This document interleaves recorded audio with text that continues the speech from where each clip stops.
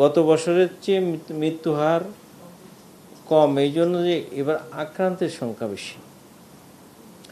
আক্রান্তের সংখ্যা অনুসারে মৃত্যু হার কম। মৃত্যু কখনোই আমাদের আকাঙ্ক্ষিত বিষয় না, কিন্তু গত বছরের তুলনায় আমরা চিকিৎসা ম্যানেজমেন্ট চেষ্টা করছি। আপনারা জানেন এর আগে বরগুনাতেও একটা হঠাৎ করে একটা ডেঙ্গুর আক্রান্ত রোগীর সংখ্যা বেড়ে গিয়েছিল, একটা ওয়েভ হয়েছে।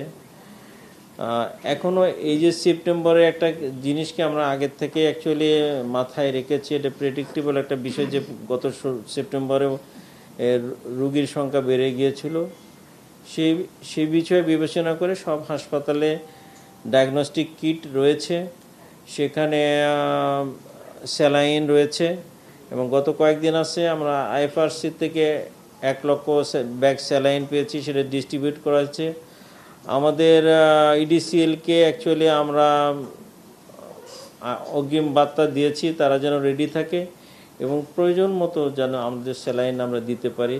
ডাক্তারদের স্বল্পতা থাকার সত্ত্বেও আমরা যেখানে সমস্যা হচ্ছে সেখানে ডাক্তার মোবিলাইজ করার চেষ্টা করছি। বিভাগওয়ারি কিন্তু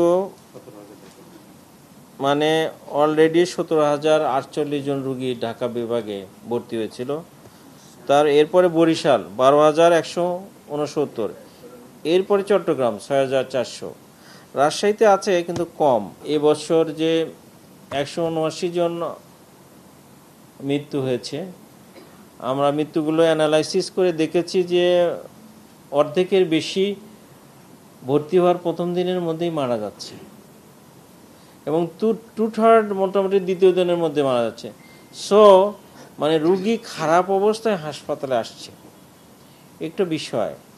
সো এইটা যদি আমরা কমাতে চাই বা প্রতিরোধ করতে চাই, তাহলে মানুষের সচেতনতার কোনো বিকল্প নাই। ডেঙ্গু যখন শুরুতে এসেছে তখন হেমোরেজিক ডেঙ্গু বলতাম আমরা, রক্তক্ষরণের কারণে রুগী মারা যাচ্ছ। এখন যে কারণে রুগী মারা যায় সেটাকে আমরা বলছি শক সিনড্রোম।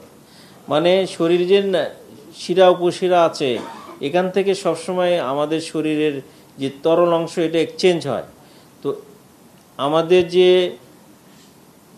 আমরা যেগুলো বলি আর্টারি ভেইন, এই সার্কুলেটরি সিস্টেম থেকে এই রসটা বের হয়ে আসে, মানে পারমিবিলিটি বেড়ে যায়।